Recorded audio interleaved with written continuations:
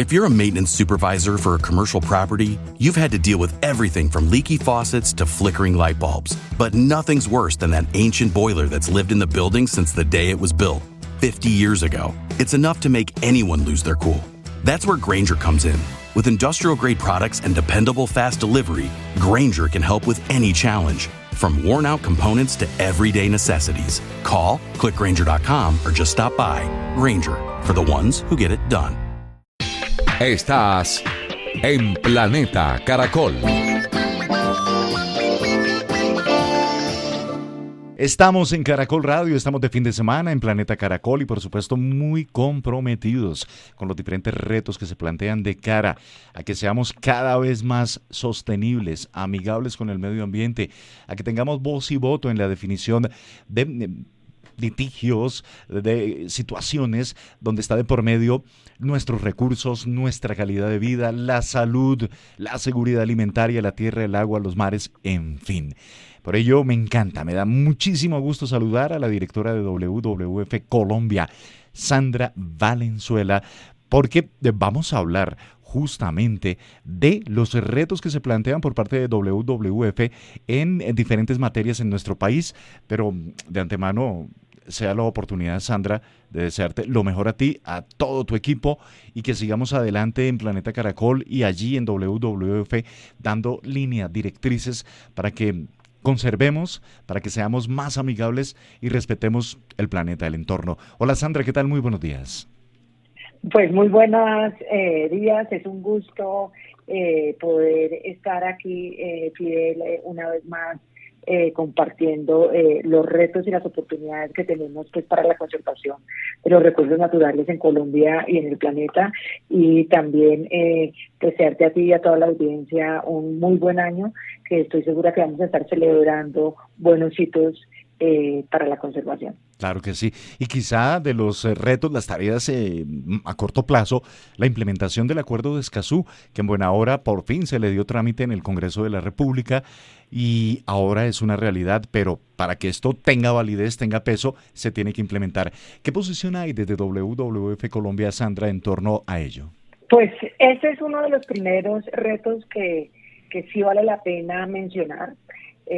Tuvimos un reto muy grande durante varios años para la ratificación del acuerdo y ahí empieza la tarea, porque ahora tenemos que fomentar la reglamentación y la implementación pues de la ley que lo ratificó, la ley 109 del 2022, y que realmente se vuelva una regulación y una reglamentación como un instrumento jurídicamente vinculante para garantizar el acceso a la información oportuna a todos los diferentes grupos vulnerables, participación ciudadana en tomas de decisiones, acceso a la justicia ambiental frente a daños ambientales, frente a derechos humanos, protección de líderes ambientales y sociales, y todo lo que significa la reglamentación y adopción de diferentes tipos de instrumentos para la acción climática, para la acción para la ilegalidad de tráfico de recursos naturales.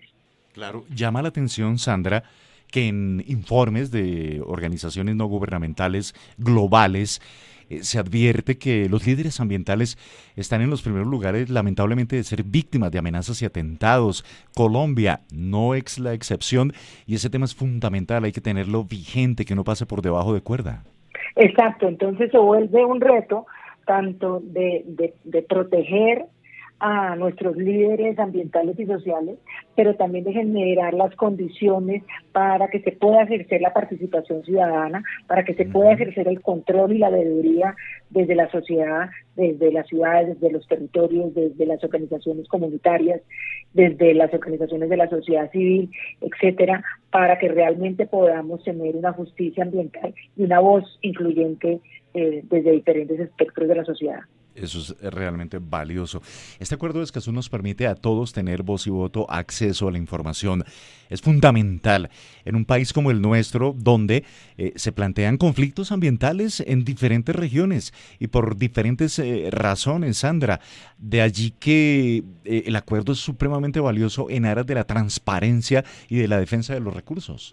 Exacto. Entonces vuelvo y reitero, Fidel, que el tema, un primer paso fue haberlo ratificado mediante la ley, ¿sí?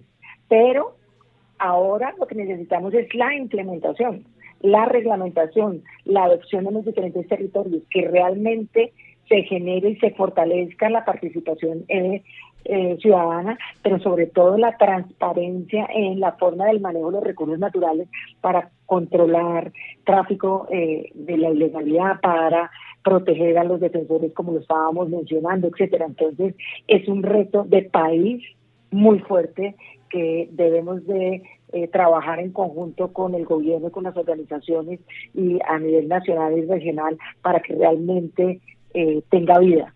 Claro. Estamos en Planeta Caracol, en Caracol Radio, dialogando con la directora de WWF Colombia, Sandra Valenzuela. Sandra, la deforestación, cada año vemos los registros que nos plantea el IDEAM, diferentes organizaciones, sobre lo que está pasando en esta materia, la manera como estamos enfrentando ese flagelo que está acabando con nuestros bosques, que está acabando con comunidades, que está asociado a la minería ilegal, que está asociado a otra economía ilegal como es la de los cultivos de uso ilícito.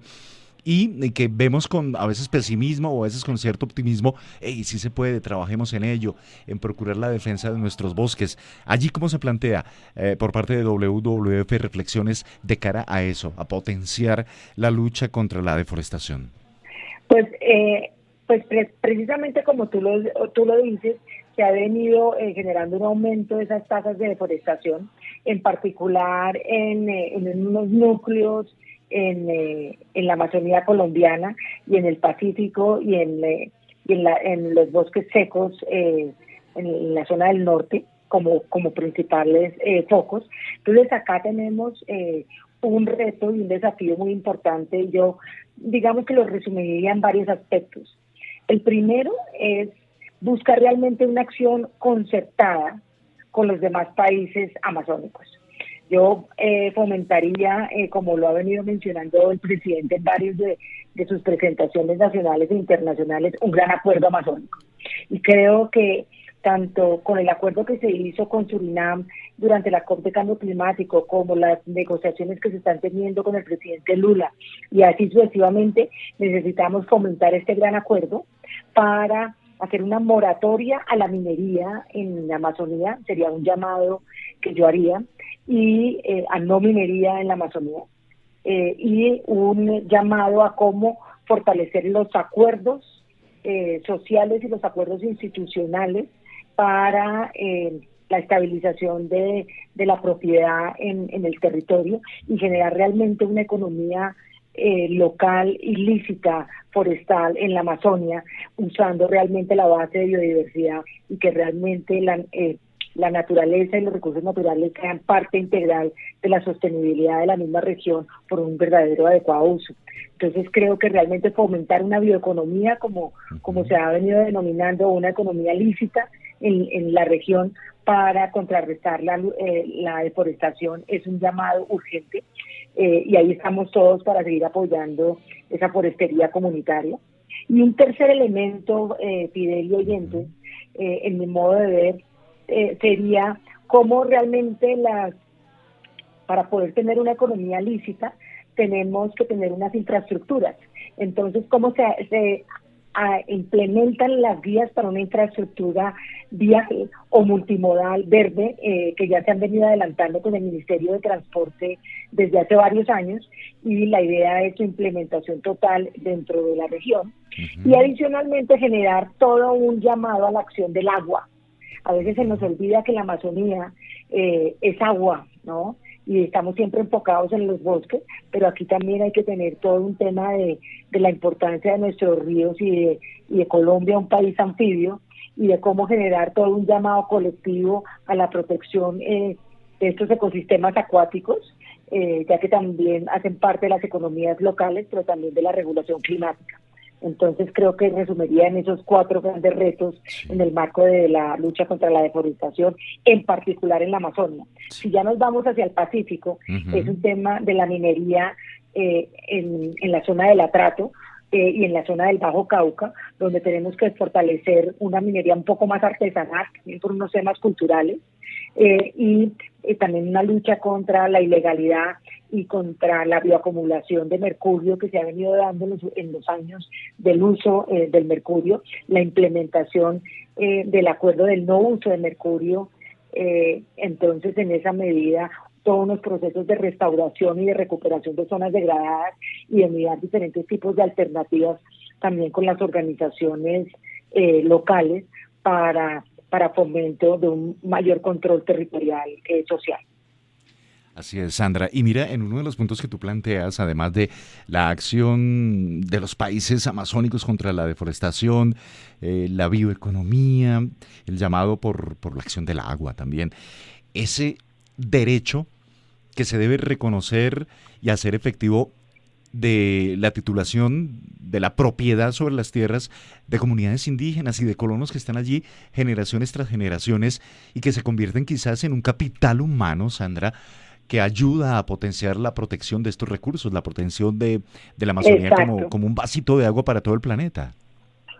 Sí, a mí me parece que un reto tanto asociado con la deforestación, pero asociado con la generación de una economía local ilícita, es realmente estabilizar y generar los derechos tanto de uso de la tierra de las comunidades, tanto campesinas como étnicas, y de fortalecer esos derechos para que realmente haya una apropiación legal de los territorios y por ende una conexión con el territorio y generar estas economías legales y evitar mayores desplazamientos por acaparamientos de tierras y por otro tipo de delitos asociados con la deforestación que están ligados con la falta de una claridad de la tenencia de la tierra.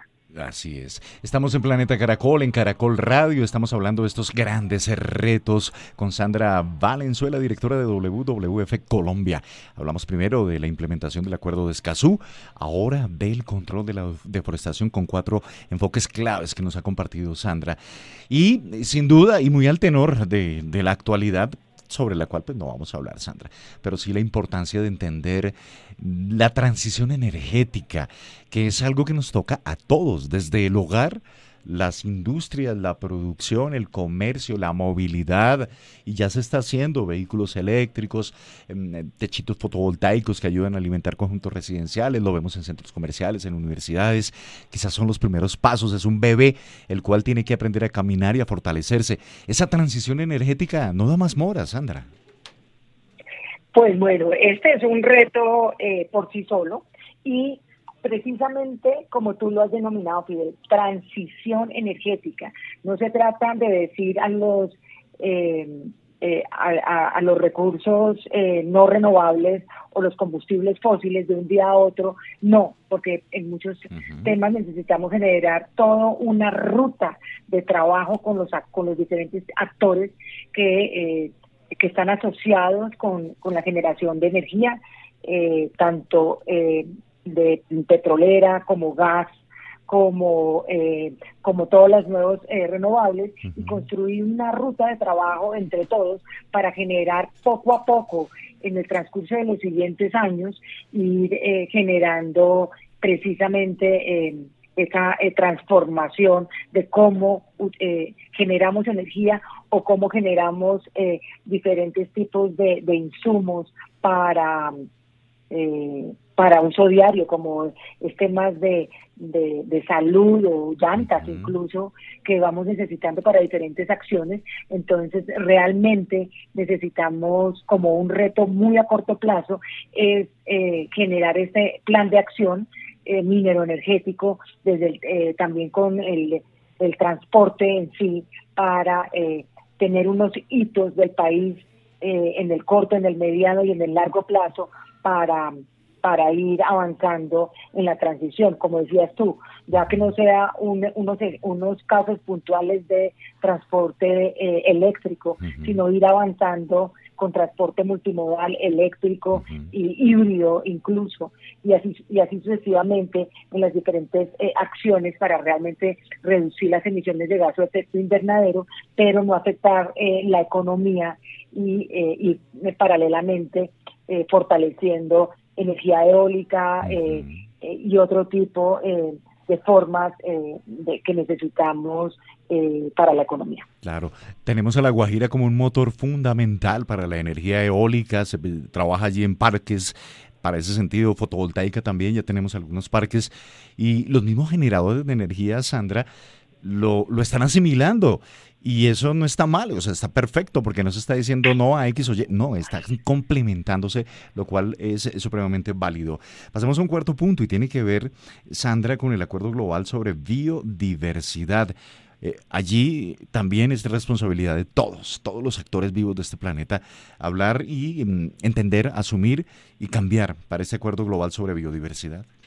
Listo, mira, esto a mí me parece que es un tema, es un reto que me encanta. If you're a facilities manager at a university, you know students rely on the cafeteria for breakfast, lunch, dinner, and the occasional late-night snack. So when a dishwasher breaks down and dirty plates pile up, the mess hall can turn messy in the blink of an eye. Enter Grainger. With over 1 million industrial-grade products and fast delivery, the product you need now is never far away. So you can turn that dishwasher back into a lean, clean washing machine. Call, click Grainger.com, or just stop by. Grainger, for the ones who get it done. If you're a maintenance supervisor for a commercial property, you've had to deal with everything from leaky faucets to flickering light bulbs. But nothing's worse than that ancient boiler that's lived in the building since the day it was built, 50 years ago. It's enough to make anyone lose their cool. That's where Grainger comes in. With industrial-grade products and dependable fast delivery, Grainger can help with any challenge, from worn-out components to everyday necessities. Call, click Grainger.com, or just stop by. Grainger, for the ones who get it done. ¿Qué es el acuerdo en Montreal que yo tuve el placer y el orgullo, tanto personal como profesional, de estar en las negociaciones y el día de la firma, donde tenemos que generar el plan de acción de la implementación de este acuerdo en Colombia? ¿Cómo vamos desde lo colectivo, desde lo privado, desde lo empresarial, desde los medios, a generar ese desafío en la implementación de detener y revertir la pérdida de biodiversidad?